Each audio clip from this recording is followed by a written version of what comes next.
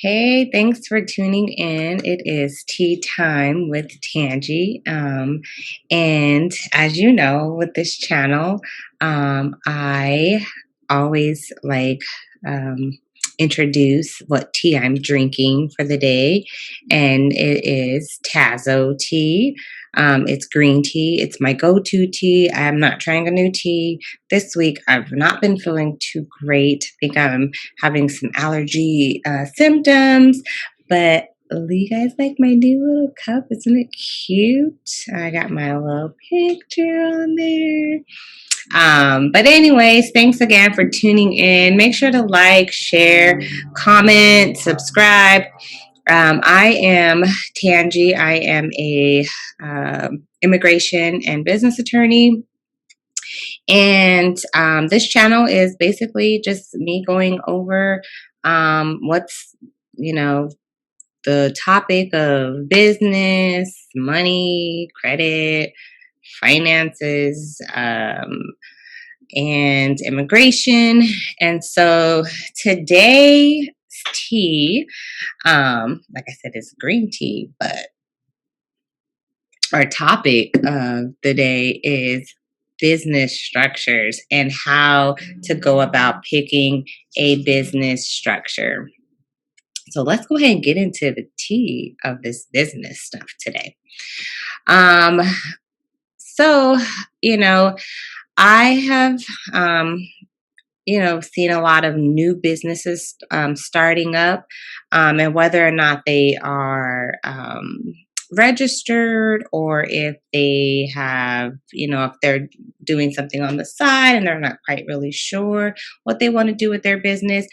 These are some things, and there's three things that I think you might want to consider when thinking about what business structure fits your business. I know a lot of times people are like, "Ooh, LLC, sign me up for the LLC," but there are other business structures out there. And so first, I'm going to talk to you a little bit about what types of business structures there are, and then go over the three things that I think you might want to consider when you're thinking about what business structure fits your vision for your business. So the types of business structures, we have our sole proprietorship, we have our partnership. Under the partnerships, you get into your general partnership, your limited partnership, your limited liability partnership, and then you have your limited liability limited partnership. That's a pretty newer entity, and not every state has that. I know in Arizona, we do have all of those partnerships. So, um, that's that on the partnerships. Then you have your limited liability company. That's your LLC, or your professional limited liability company, which is the PLLC. You have your corporations, and then you have your nonprofits. Now, the nonprofit I will not be touching on today. That's a whole nother ball game. A nonprofit is really what it is. It's not for profit. So I want to talk more about the for-profit business structures. And that's your sole proprietorship, partnership, your LLC, and your corporation. And keep in mind that there are people who talk about, oh, I want to create an S Corp or I want to create a C Corp. Those are actually federal tax designations. They're not business entities. So you're not going to be able to go to your state's filings system or whatever they have, like with Arizona, we have the Arizona Corporation Commission website. And then we also have the Secretary of State that does some dealings with business registrations. But you're not going to be able to find on there to create an S Corp or a C Corp or a 501c3. Those are actually, like I said, federal tax designations that you're going to elect for the business entity that you create. So if you create an LLC, then you can have it taxed as an S Corp. So those are just some things to think about, and also to have clarity on when you're thinking about what business structure works for you. So let's move on to the three things that I consider to be something to think about when you're picking your business structure. Okay. So you have your, excuse me, you have your, you want to think about your tax implications when you're forming your business structure. You also want to think about your liability exposures, like who's responsible for the debts and the lawsuits and things of that nature. Who's going to be responsible, and what's going to be protected? Are your personal assets going to be protected? Um, so those are some things you want to be thinking about. And then the third thing you also want to think about is your reputation. How are you holding yourself out to the community that you're serving? And when you're dealing with excuse me, investors and bank entities, setting up, your bank accounts and things. How do you, and your customers and clients, how do you want them to portray your business? Let me just drink my tea here for a minute. I probably should have some wine the way I'm feeling. I'm feeling really not so great. It should be wine time with Tangi instead of tea time. But anyways, let me get back on focus here. So those are the three things we're going to talk about briefly. I'm not going to go into a great detail because I want to kind of keep this short and sweet. So let's go ahead and talk about the what it takes to form these businesses and what the tax implications may be. So when you're dealing with your sole proprietorship, that's probably the easiest entity to form. It doesn't require any formal filings of paperwork. There's only one single owner, so you're not going to have a partner or multiple partners or anything. You can only have, it's just yourself, right? And this makes the tax filing pretty simple because your business and yourself are all just considered one. You're just one entity. So you really don't need an EIN number because what's going to happen is you're going to just report all your business income and your deductible expenses all on your personal income tax return. So there isn't any like separation of an entity. So like if I say I want to just sell hot sauce, right? I'm the hot sauce queen and I don't file anything. I've just started a business. I'm going to go sell hot sauce to my friends and my family. And that's just it, and then whatever money I make, I'll just put it all on my personal income tax return. And so there really isn't much to the sole proprietorship. It's, like I said, it's the easiest to file. The taxes are pretty simple. And then you get into your partnerships, and that's when you have your general, your limited partnerships, your limited liability partnerships, and then you have your limited liability limited partnerships. Boy, that's a lot of L's in those entities, right? So that's when you're dealing with more than one owner. You're going to have either two or more. And depending on your state, there may be requirements to file for a partnership. So I know in Arizona, and I can't speak for other states because I have not done all the research for all these other states. But I know in Arizona, if you're going to have a limited partnership or a limited liability partnership or the limited liability limited partnership, then you do want to, you are required to file those types of business structures with the Secretary of the state. So Arizona has, like I said, I think I might have mentioned earlier, there's the Arizona Corporation Commission, and then there's the Arizona Secretary of State. They both handle business filings. So with the limited partnerships, you do have to file those with the Secretary of State. So you need to check with your state to make sure you're filing in the right place and that you're filing the correct things that are required to be filed. There are filing fees associated with these limited partnerships. You do have to, and they're pretty reasonable. But once you file them, your partnership is valid until it's amended or it's canceled. So you're not going to have a lot of renewal fees. And again, this is for Arizona. But like I was saying earlier, there's levels of the partnership. So when you're filing and creating these things, those things you need to be thinking about, like who's going to be responsible for the management of the business. So if it's everybody is going to be involved, all the partners are involved, you're looking at more like a general partnership. If you're going to have just one partner who's the main power and controller of the business, that's going to be your general partner. And then you'll have your limited partners that are limited in what they do for managing the business. And then you get into different liability issues, which I'll talk about later. And then you have your LLP, which is your limited liability partners. And that is more of your professionals, like your attorneys, your consultants, accountants, architects, all those kind of different professionals. When you want to start partnering up, and you may not want to create an LLC, you may want to do the LLP.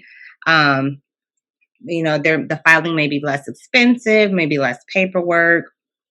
So those are some things you want to be thinking about. And then you have your LLLP again. Not all states recognize the LLLP, which is the limited liability limited partnership. That's a way to shield like your general partners from being held personally liable. So that's something I'll talk about later. So when it comes to like the partnerships overall, you're going to want to make sure you have an EIN number when you create your partnership, because that there is a required filing. It's called an annual information return report. And that's where you're going to file for, you're going to report your deductions, your gains, your losses, etc. And the thing is you're not going to be paying income tax on the business, because your partners are really the ones that the profit and losses are passed down to, and then they report that on their personal tax return. And again, these are things you want to be thinking about, and why you may want to like sit down with a tax professional or an attorney, so that they can talk to you about what partnership is best suited for your business, because you may not want to just have a general partnership, and you may not want to just do an LLP. You may want to have an LLC. I mean, there's just so many things to think about when you're creating a partnership. So you really want to be thinking about those things. And again, we'll talk about the liabilities in a few minutes from now. But those are some things you want to think about as far as the tax part of it goes. And then you have your corporations, and that's, you're going to file to incorporate, and you'll pick a state where you want to incorporate. You have that option. That's something you want to think about. Filing for corporations are a lot more complex. They may cost more to incorporate. You're going to have more formalities like shareholder meetings and things you have to be keeping up with. And I'm pretty sure there's annual reporting. I don't know, again, for every state. But it's a lot of work for a corporation. And most small businesses don't really just start off as a corporation. They kind of start off as either like, a sole proprietorship, partnership, and then next I'll be talking about the LLC. So it's really a lot of work. And so those are things you need to be thinking about. And then you have your business entity. It's taxed separately from its owners. So your shareholders, and your business, the business itself are separate. Like you're not filing your corporation stuff on your personal taxes. But there is the possibility of double taxation when you're dealing with a corporation, because the corporation's profits and the paid dividends are taxed. So those are some things you want to be considering when you're dealing with thinking about a corporation. And that might be something long term down the road. That's why it's important to have like a business plan or a tax plan in place, so you can kind of know what it is that how you want to structure your business and where you want to see your business grow to the near future. And then you have your limited liability company. And I think of the limited liability company, which we're just going to say the LLC, as you took the sole proprietorship and then you took the corporation and they got together and they created this baby. And it's your LLC. You have the new little LLC baby. Okay. This is a business structure that definitely has to be registered with your state. You can't just say, I'm a LLC. You have to register your business with your state. In Arizona, it's through the Arizona Corporation Commission. And you can have more than one owner. You can have just one owner. And it's less paperwork and it's a lower cost to file than doing like a corporation. But in some states, there are renewal fees. And so you do need to be, cognitive of that because, it could get a little expensive every year to operate your LLC, depending on what state you're filing your LLC in. I know in Arizona, the paperwork is not super complex. There's low filing fees, and you do not have to renew your LLC every year. Once you create your LLC, it is what it is, and there's nothing you need to do other than you could terminate it or amend it down the road. But that's the LLC. And then you have the option of how you want to be taxed with the LLC. Unlike with your sole proprietorship, where there's no separation from the owner and the business, you can be taxed like a sole proprietorship, which they kind of treat you as a disregarded entity through the taxes. And again, this is a lot of legal stuff. So you want to probably sit down. This is why I say you want to sit down with a professional, an attorney, a tax professional, an accountant, someone that can kind of give you the information you're going to need on what's best for your business, because you may have to pay self-employment taxes as an LLC. You may be able to be taxed like a partnership, or an S corp or a C corp. Those are some of the things that I had talked about earlier. But there's definitely pros and cons to those different tax elections. So you want to make sure that you are getting the proper information and advice on what will work best for your business before you even start thinking about just jumping right in and signing up for an LLC. Okay, so let's go on to the next topic of the liability exposures. Now, there's different liability exposures for the business structure that you're choosing. I like to think of a time where, and I'll use an example of when I had my daughter's birthday party, and there was a cake that I had ordered. I'm not going to say from where. This was many, many moons ago. My daughter is an adult now, and we had ordered a birthday cake, and I was cutting into the cake, and in that cake was a screw, a big metal screw. I pulled it out, and I was just like, "Oh my gosh! Like, what in the heck is this in a cake?"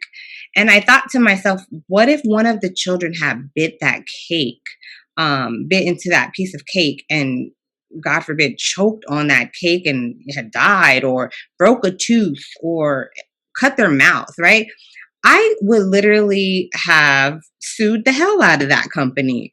And so that's where liability exposure comes into when you have a business.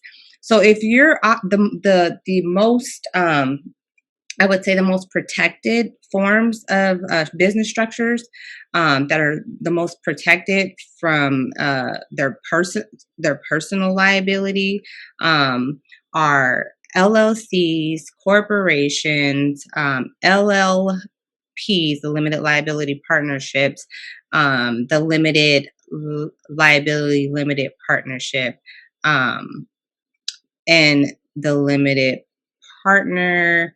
Maybe not so much, but I would say those are the ones where if you do get sued, you're protected from your personal assets. So let's say for example the sole proprietorship, right? There's unlimited liability there. That just means there's no cap on liability because the owner and the business are considered as one.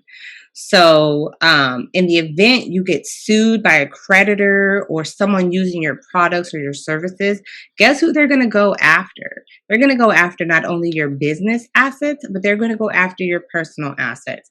And when I say personal assets, I mean they're coming for your house, your cars, your bank accounts, whatever you have, land, whatever it is that you have, they're coming for it if they get a judgment against you for your business. So if you're operating a business where your product or service can harm someone, or they, like you're doing hair and nails and makeup on people and they have a reaction or something goes wrong and they have to go to the hospital, or you're selling food to people on the side and your business is not registered and they get harmed from your food that you're serving, and the whole people, like let's say you do a catering and all these people get sick and got to go to the hospital and they get bills and all this stuff, they're likely to come after your company and your personal assets. So those are some things to think about when you're creating a business entity.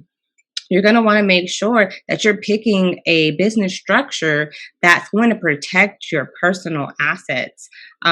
So things like, like I said, like the limited liability partnerships, the limited liability company, the corporation, those have, protections in place for helping you with your liability exposure.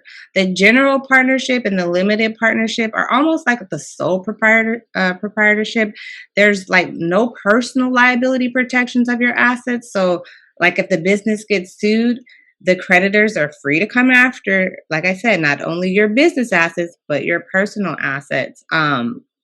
And in the limited partnership, it's more that they're coming after the general partner, not so much the limited partners.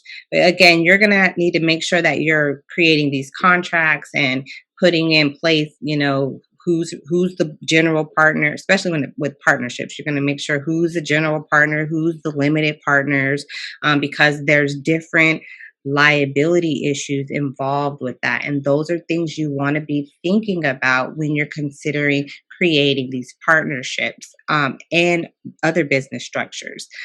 With the limited liability partnership, that means that if the partnership fails or creditors can't, there's a lawsuit, then the creditors or your customers or, your clients, they cannot go after the partners. Sorry. When you're recording and your phone goes off, uh, they can't go after your personal assets or your income. So then you have your limited liability, limited partnership. And I had mentioned that earlier. That's something that not every state has. Arizona does. It's unlike a traditional limited partnership. So like where I was explaining earlier, like the general partners of this LLLP, they're not personally responsible on the debts that the partnership might incur, unless you agree for that partner to be responsible through like a debt covenant or some type of contract. So again, like having the LLP avoids like the whole hassle of setting up multiple entities as a workaround, to the law when it comes to liability issues. And then you have your corporation, and your LLC. Again, you're definitely going to have some shielding of your personal assets. The corporation, that's like the most significant thing about creating the corporation is the limited liability, because the entity is so separate from the shareholders and the owners and all of that. Like everything is so separate. So like your shareholders, they have a right to participate in the profits, by getting, like dividends and through the stocks, but they are not held personally accountable for any of the company's debts or legal issues. And the same like with the LLC, the owners, they are separate from, the personal and business dealings or actually, I'm sorry, your LLC, the owners are, their personal dealings and their business dealings are so separate that there's no personal liability should the company get sued or, have an issue with debts or anything like that. So I will say real briefly that there is the issue of, it's called the piercing the corporate veil. Now I know that's a big legal like terminology, but really what that just means is that your company, your LLC, your corporation, your LLPs, all that could potentially lose their liability protection if they do certain things wrong. And there's a list of things that the companies could do that could create them to lose their liability protection. Doing fraudulent activities, commingling funds. So that's like taking your business, income and, using it to pay for personal expenses. It starts to muddy the waters of what is your business really that separate if you're taking, the money you're getting from your business and you're going on, you're putting it directly into your personal account and using it to go get your hair and your nails done and going on lavish trips and buying all this, buying things that are not for the business, but buying them for personal use. It starts messing with your liability protection. And so those are just some things that you want to make sure that you're following your corporate formalities with the things that that are required for the LLCs and the corporations to continue to have that personal liability. I mean, to have that limited liability to shield them from having their personal assets interfered with. So again, that's a whole nother topic, but I just wanted to mention that because you could lose your liability protections. And then the last thing that I want to just briefly talk about is your reputation.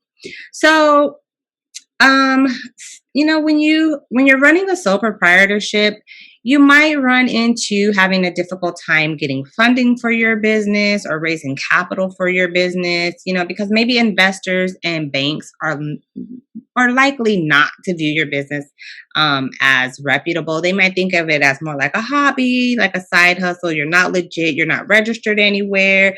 There's no paperwork out there about you. You're just selling hot sauce on the corner, like remember my hot sauce queen business that I mentioned earlier. I don't really have a hot sauce business, but I'm just saying, like they may be thinking like, I don't know if I want to, give this person a business loan or, let them open up a bank account because they don't have an EIN number. They're not registered anywhere. So those are some things you want to be thinking about. And depending on what kind of business that you're operating to, like if you're dealing with people's finances, their health, their legal affairs, the public might not trust your business if it's not registered. I wouldn't go to a doctor's office or a doctor, like a doctor's office that's not registered. I'm pretty sure you gotta have it registered. Or like an attorney, like I wouldn't really want to be going to an attorney that's not, that they're just saying they're an attorney, but I don't see them registered anywhere. It's all about reputation, right? So, and I don't knock any sole proprietorship structures. I think it's awesome for people to start off slow and start a business. I mean, especially like if you're just, you're new to it and you're not really sure what you want to do. The sole proprietorship is the way to start it off, figuring out if this is really something you really want to turn into something legit like later down the road. So yeah, I'm all for the sole proprietorships, but just think about if you start to want to turn that business into something a little bit more lucrative, you're going to want to consider doing, maybe a legal structure, like looking into a legal business structure. And then partnerships, same thing. If your state doesn't require a formal filing for a partnership, at least you might want to consider like getting a trade name or, a DBA, doing business as. So that way you can attract more customers. And then it also adds just a level of professionalism, and it makes the public view your business as being legit. You'll always, and it also helps with opening business bank accounts, so, and LLPs are created more for like professionals, like I said, lawyers, accountants, consultants. So, I mean, again, you either want to have like an LLP or LLC, something that just holds you out to the public as like you are legit. Like, I got my papers, you can look me up. You can trust that I'm regulated, by the state or the city or whatever this, whatever regulations is required of your business. It helps your business a little bit more when you have something, you know, filed with the state. And then again, like I said, the LLCs, if your business is registered with the state, it'll make your business more appealing to customers, investors, banks, the list goes on. And corporations is a no-brainer. I mean, it's the most reputable entity there is. You walk into Target, you're doing business with an entity that is licensed by, that, or not necessarily licensed, but that's incorporated by whichever state that they're incorporated in. I mean, you go to a McDonald's, that, if something goes wrong, you have some kind of recourse to take up with that entity. And it just makes you feel like you're doing business with a company that is reputable. And so that's pretty much it. Like I said, the three things you really want to consider when creating or thinking about creating, or registering for a business structure. You want to make sure you understand the formalities and the tax implications involved. That's when a tax professional comes in handy, an accountant, a CPA, an attorney. Though, because they can actually give you, like advice on what is best for your company. And the tax attorney definitely will give you legal advice, not just, be able to tell you what the tax implications are, but might be able to actually advise you on what's best for your company. And then, you want to also take into consideration your liability exposures, because again, you don't want to be like that cake company that I had to deal with them. Luckily, I was able to get a refund of the cake. But you want to make sure that no one's going to be able to sue you and take everything that you have because you didn't properly register your business to protect you against lawsuits and all that kinds of stuff. So limited I feel, to me, that the exposure of limited of having limited liability is just the way to go, but again, you have to do what's best for you and your business. But I personally wouldn't want anybody coming after me and suing me and taking everything that I have on the personal side. I'd rather them just take all my business stuff if you need to. I mean, personally, I don't want to be sued at all, but if that happened, I would want to make sure I have something in place that protects my personal assets. And then lastly, your reputation is really important. So think about how you want to be branding your business, how you want to start off with your business, because it's really important how you start off being a reputable business, and putting your name out there. Just making sure that people really want to do business with a company that they feel comfortable and feel that is legitimate and is ethical and all of that good stuff. So that's it for now. If you have anything that you would like me to talk about for business, immigration, finances like credit, consumer stuff, feel free to drop, your questions in the comments, or your if you have something to say or whatever, put it in the comments. I'll respond. Also, just if you can, subscribe to the channel, share, like, and that's it for now. Hope you guys have a great rest of the week. And I will see you 2 weeks from now. Or I think it's 2 weeks from now. I do these every second and fourth Thursday of the month. So I will check back in with you guys. Have a great one.